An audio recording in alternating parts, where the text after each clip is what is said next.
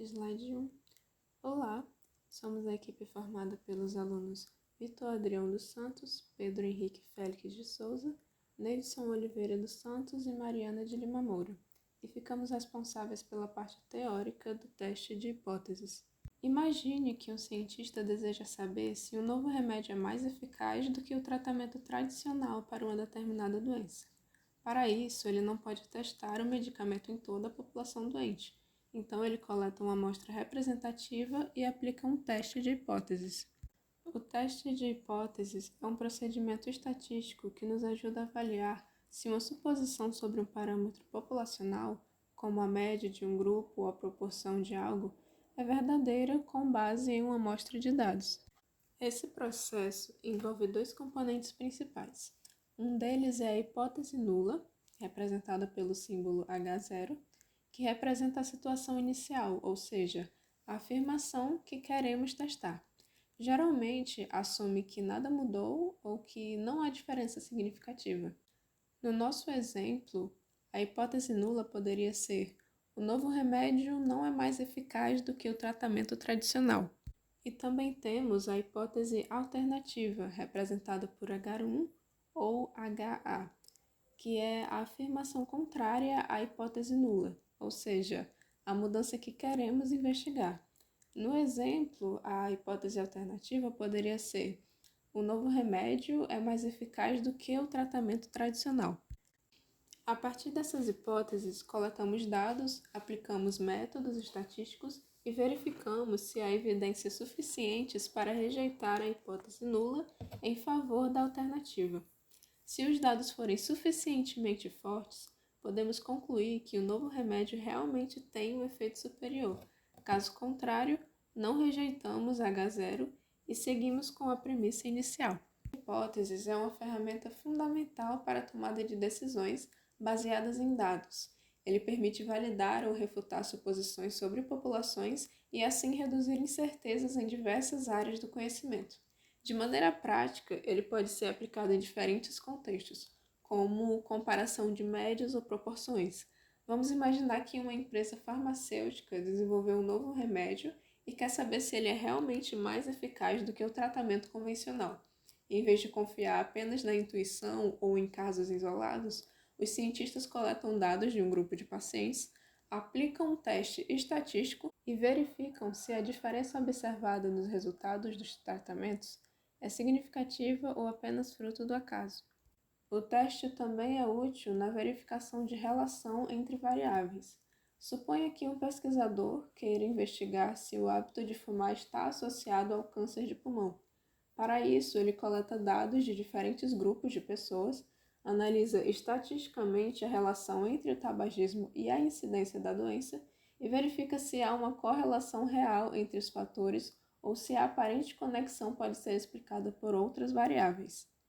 O teste também é utilizado no controle de qualidade para garantir que produtos sigam um padrão de qualidade, o que é essencial.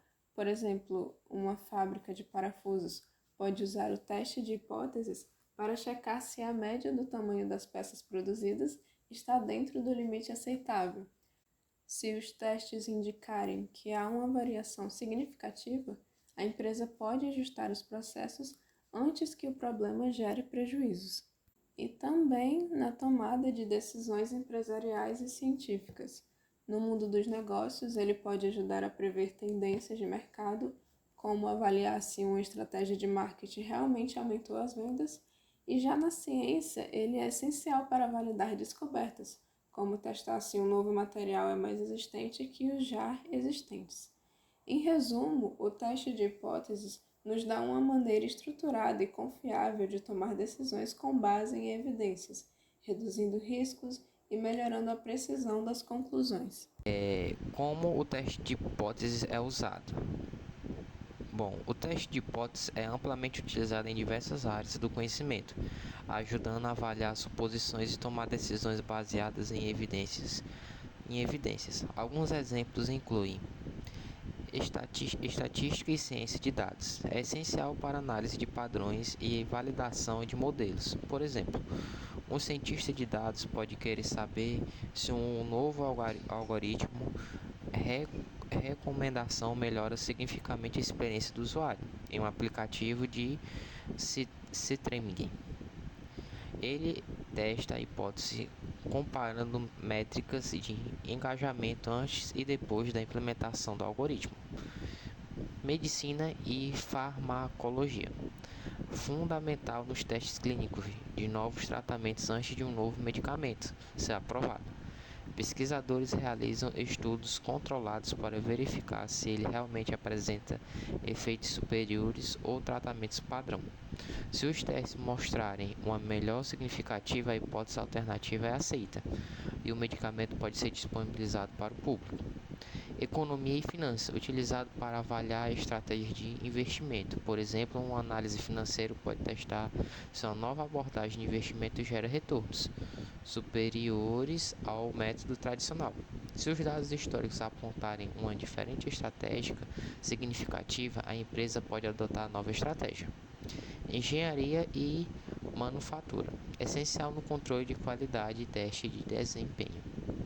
Uma montadora de automóveis, por exemplo, pode aplicar testes de hipóteses para verificar se o novo material reduz significativamente o consumo de combustível, sem comprometer a segurança do veículo.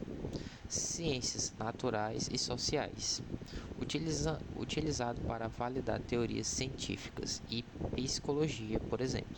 Pesquisadores podem testar se a prática de mindfulness reduz significativamente os níveis de estresse em comparação com outras técnicas de relaxamento.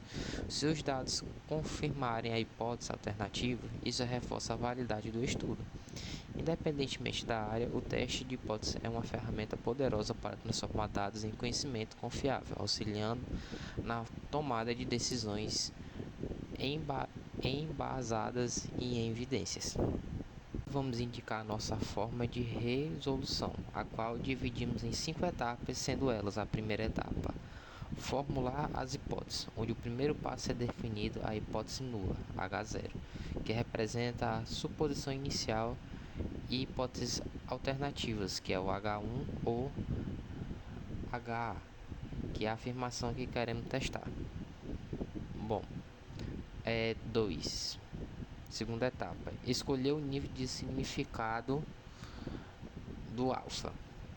O nível de significância, que a maioria das vezes pode ser de 5%, que é 0,05, ou 1%, que é 0,01, ou 10%, que é 0,10, define a probabilidade máxima de rejeitarmos o H0 quando ele for verdadeiro. Quanto menor o alfa, mais rigoroso será o teste. Terceiro, escolher o teste estático. Dependendo do tipo de dados e do problema, escolhemos um teste adequado como um teste T, teste Chi quadrado ou teste Z, entre outros. Quarto, definir a região crítica ou calcular o P do valor. A região crítica define os valores onde rejeitaremos o H0. Alternativamente, podemos calcular o p-valor, que indica a probabilidade de obtermos um resultado tão extremo quanto o observador, assumindo que o H0 seja verdadeiro. Quinta etapa, tomar uma decisão. Se o resultado do teste cair na região crítica do p-valor for menor que a do alfa, rejeitamos o H0 e aceitamos o HA. Caso contrário, não rejeitamos o H0 e mantendo a suposição inicial. Formular as hipóteses. A formulação das hipóteses é a base do teste de hipótese. Ela define o que será analisado estatisticamente. Esse passo consiste em estabelecer duas hipóteses opostas. Hipótese nula, ou H0, como é conhecida, representa a suposição inicial sobre o parâmetro populacional. Ela assume que não há um efeito significativo, diferença ou mudança em relação ao que já é esperado. Em geral, H0 contém uma igualdade, como igualdade de médias, proporções ou variâncias. Consideramos H0 verdadeiro até que existam evidências estatísticas que provem o contrário. A rejeição de H0 indica que os dados coletados apresentam um comportamento diferente do esperado. Se não houver evidências suficientes para rejeitá-la, mantemos H0. Mas isso não significa que ela seja verdadeira, apenas que os dados não provam sua rejeição. A hipótese alternativa, conhecida como HA, expressa a contradição da hipótese nula. Ela sugere que existe um efeito significativo, uma diferença real ou uma mudança na população estudada. Dependendo do objetivo do teste, a hipótese alternativa pode ser formulada de 3 maneiras diferentes. A primeira maneira será o teste bilateral. Nesse caso, queremos verificar se o parâmetro populacional é diferente do valor referente, sem especificar se é maior ou menor. Teste unilateral à direita. Esse teste investiga se o parâmetro populacional é maior do que o valor esperado sobre H0, ou seja, a hipótese nula. Teste unilateral à esquerda. Aqui, testamos se o parâmetro populacional é menor do que o valor esperado sobre a hipótese nula. Escolher o nível de significância.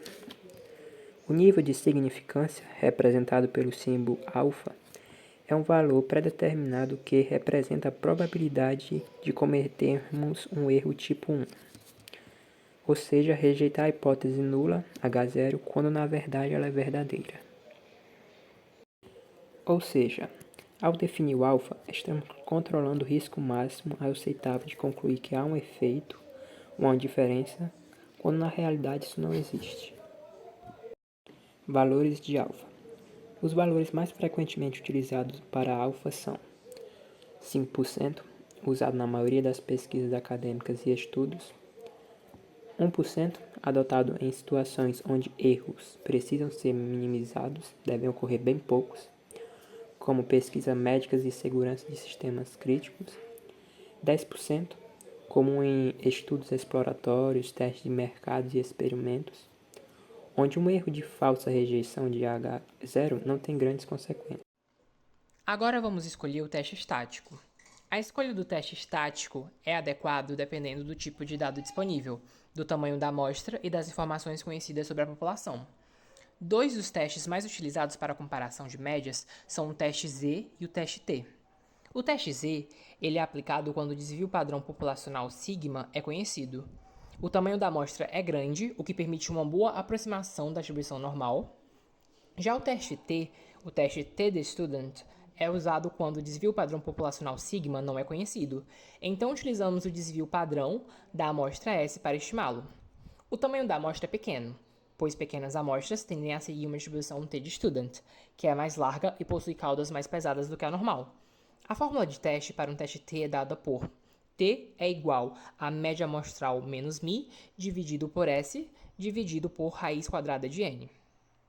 Os elementos da fórmula, cada termo nas equações, ele vai ter um papel importante. A média amostral, ela representa o valor médio dos dados coletados na amostra. O μ, ela é a média populacional sobre o H de 0, o valor médio assumido na hipótese nula.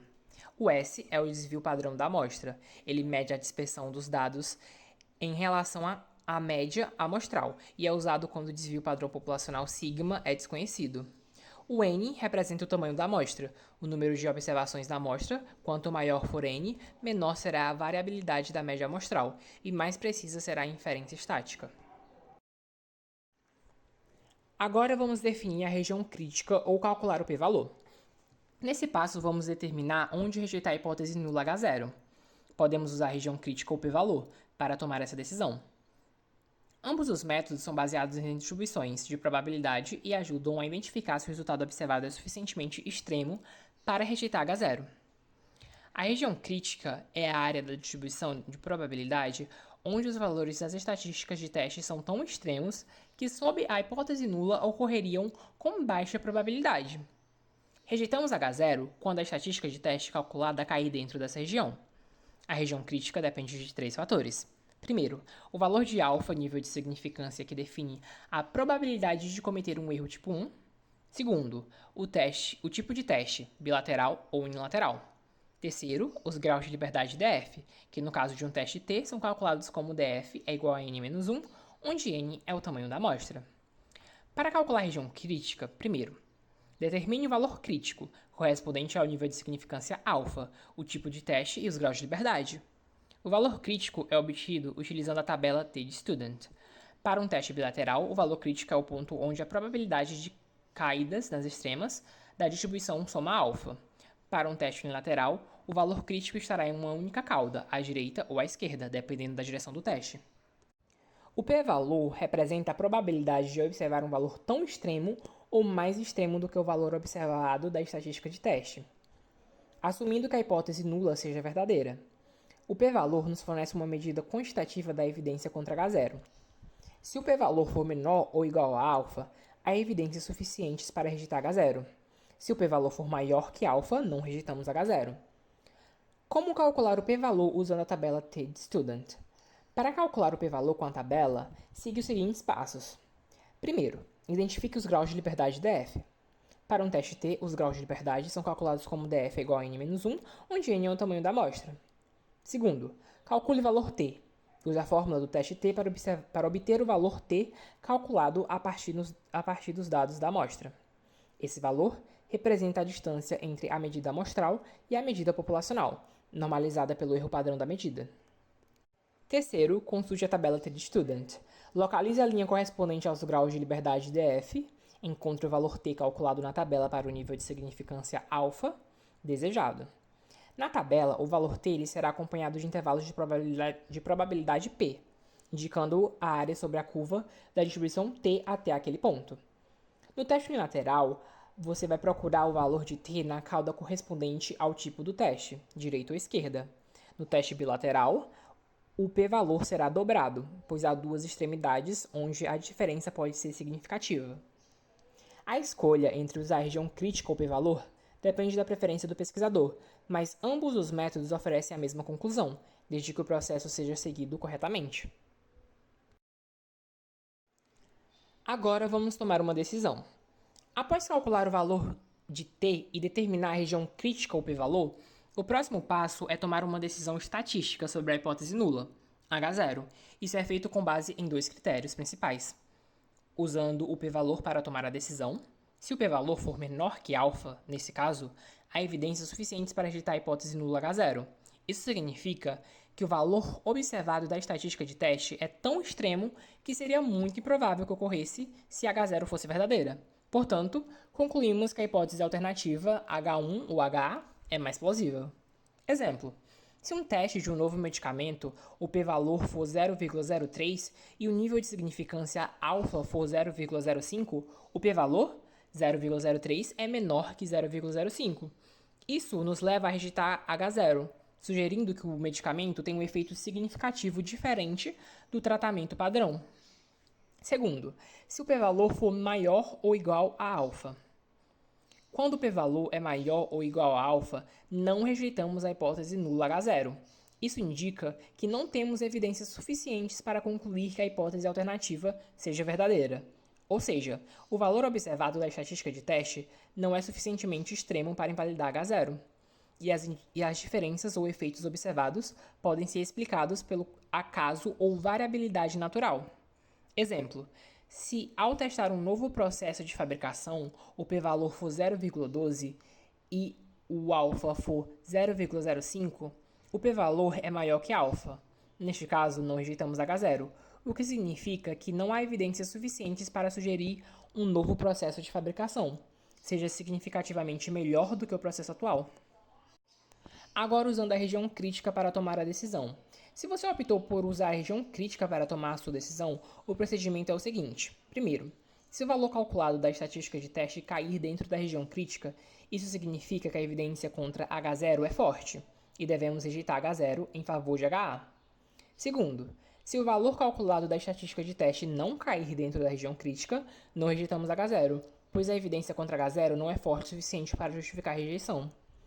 A decisão final de rejeitar ou não a hipótese nula depende do critério escolhido, p-valor ou região crítica. Mas a lógica subjacente é sempre a mesma. Estamos determinando se as evidências encontradas nos dados são fortes o suficiente para desafiar a suposição inicial de que H0 é verdadeira. Vou analisar essa aplicação com um exemplo simples. Bom, cenário. Uma nutricionista acredita que média de consumo diário de proteínas entre adultos e suas regiões é de 70 gramas. Para testar essa hipótese, uma amostra de 12 adultos e coletada, os seguintes resultados são obtidos: média amostral 65 gramas, desvio padrão 10 gramas. Testar o H0 no Mi de 70 contra o HA é o Mi menor que 70, com o alfa que é igual a 0,05, teste unilateral à esquerda. Bom, o que o problema está nos pedindo é para testar as hipóteses H0 e HA com base na amostragem coletada. Ou seja, precisamos usar os passos de teste de hipótese para decidir se, com base nos dados de amostra, devemos rejeitar o H0. A média de 70 gramas em favor de HA, a média de consumo de proteína C menor que 70 gramas. Vamos aplicar os passos do teste de hipóteses para resolver esse problema. No passo 1, vamos formular as hipóteses desse problema. A primeira hipótese nula vai ser de que a média do consumo diário de proteínas é igual a 70 gramas. Ela vai ser a nossa suposição inicial, e nesse caso significa que não há diferença significativa entre a média observada na amostra e a média de 70 gramas. Já a nossa hipótese alternativa vai ser de que a média do consumo diário de proteínas é menor do que 70 gramas. E é essa a hipótese que queremos testar. Queremos saber se o consumo médio de proteínas realmente é menor do que 70 gramas. Só para recapitular, estamos lidando com um teste unilateral à esquerda, já que estamos testando se a média é menor do que 70 gramas. A hipótese nula assume que a média é 70 gramas, enquanto a alternativa assume que ela é menor. Já no segundo passo, onde deveríamos escolher o nível de significância, o problema já nos fornece um valor de alfa, como sendo igual a 5 centésimos, que significa que estamos dispostos a aceitar uma probabilidade de 5% de cometer um erro. Isso implica que se o p-valor obtido for menor que 5 centésimos, rejeitamos a hipótese nula. Caso contrário, caso ele seja maior, então não rejeitamos a hipótese nula. Agora, por que 5%? Esse valor é bastante comum em testes estatísticos porque oferece um bom equilíbrio entre ser rigoroso o suficiente para evitar muitos erros e ser flexível para detectar efeitos reais. Contudo, dependendo do contexto, por exemplo, em testes médicos, você pode ver níveis de significância mais baixos, como 1%, porque as consequências de um erro podem ser mais graves. Nesse exemplo, o desvio padrão populacional não é conhecido e o tamanho da amostra é 12, que é menor que 30. Por essas razões, devemos utilizar o teste T de student, que é adequado quando temos uma amostra pequena e não sabemos o desvio padrão populacional. A fórmula do teste T de student é a seguinte: média amostral menos média populacional sobre o desvio padrão dividido pelo tamanho da amostra. Substituindo os valores na fórmula, temos o seguinte valor calculado de T, menos 1,73. Agora que já calculamos o valor de T, devemos determinar os graus de liberdade, conhecido como DF. Os graus de liberdade são calculados como o tamanho da nossa amostra, que é igual a 12 menos 1. No nosso exemplo, como o tamanho da amostra é 12, ficamos com 12 menos 1, que resulta em 11. Então, os graus de liberdade do nosso exemplo é igual a 11. Agora que sabemos o valor dos graus de liberdade, vamos consultar a tabela T estudante para encontrar o valor crítico de T que corresponde ao nosso nível de significância, que no nosso exemplo é 0,05, e também os dos graus de liberdade, que são igual a 11. A tabela T-Student nos mostra os valores críticos de T para diferentes níveis de significância. Como estamos fazendo um teste unilateral à esquerda, usamos os valores para um teste unilateral na coluna correspondente ao alfa valendo 0,053 e procurar o valor t valendo menos 1,73. Na tabela T-Student, procuramos o valor calculado de t, que equivale a menos 1,73. O valor ficou negativo, pois estamos fazendo o teste à esquerda. Porém, na tabela, geralmente lidamos com valores positivos de t. Portanto, vamos observar a tabela como se o valor de t negativo fosse positivo, acabando por virar 1,73. E depois consideramos o valor negativo de novo. Na linha com os graus de liberdade valendo 11, temos os seguintes valores. T igual a 1,363, que equivale a 0,10, e T valendo 1,796, que equivale a 0,05.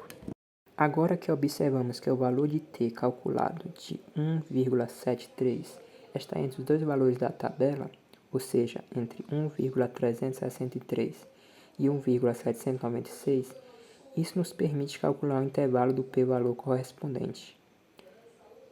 Vendo isso, logo o p-valor para o t valendo 1,73 estará entre 0,05 e 0,10. Agora sabemos que o p-valor está entre 0,05 e 0,10. Agora comparamos o p-valor com o nosso nível de significância, que é de 0,05. Se o p-valor for menor que 0,05, rejeitamos a hipótese nula. Se o p-valor for maior ou igual a 0,05, não rejeitamos a hipótese nula. Como o p-valor está entre 0,05 e 0,10, ele não é menor que 0,5. Ou seja, isso significa que não rejeitamos a hipótese nula. No quinto passo, tomamos uma decisão com base no p-valor ou na região crítica, no que nos leva à conclusão final do teste de hipóteses. Vamos detalhar o processo com clareza e explicar o que significa tomar uma decisão de não rejeitar a hipótese nula H0. Neste caso, relembrando os resultados anteriores, como já calculamos o p-valor para o valor t, calcular é igual a t, que é igual a menos 1,73. Está entre 0,05 e 0,10. O nível de significância alfa foi definido como 0,05. Comparando ao p-valor como o nível de significância, agora, com o p-valor entre 0,05 e 0,10, precisamos comparar esse p-valor com o nosso nível de significância alfa, que é igual a 0,05, para tomar uma decisão.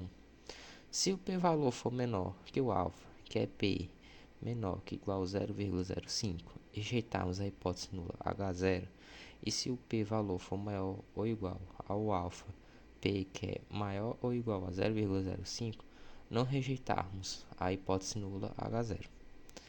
Decisão prática. Neste caso, como p está entre 0,05 e 0,10, que é maior ou igual a 0,05, não rejeitamos a hipótese nula H0. Conclusão estatística. Com base nos dados da amostra, não há evidência estática suficiente para rejeitar a hipótese nula de que a média de consumo diário de proteínas é igual a 70 gramas.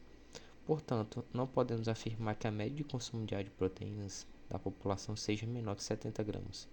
Conclusão prática. A partir dos resultados do teste, podemos concluir que com o nível de significância adotado ao alfa igual a 0,05, a hipótese inicial de que a média é 70 gramas permanece plausível, ou seja, não há motivos para acreditar que, base nesta amostra, que o consumo diário de proteína seja inferior a 70 gramas.